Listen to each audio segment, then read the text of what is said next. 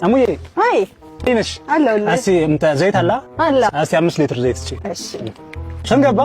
1400 1400። እሺ ስጪኝ። አመሰግናለሁ። ቆይ ጠብቀኝ። ይሄ ምንድን ነው? ዛሬ ልደቴ ነው። 5 ሊትር ዘይት ለገዛ 1 ሊትር ይመረቀኝ። በጣም ደስ ይላል። እንኳን ተወለድሽ። ኒው ይር። በጣም ነው የማመሰግነው። እሺ ትራንስፈር አድርግልሻ። እሺ ደስ ይላል። ወይዬ 5 ሊትር ዘይት ስንት ነው? ይኸው 1400። አሁን የበዛው ትራንስፈር ላድርግልሽ።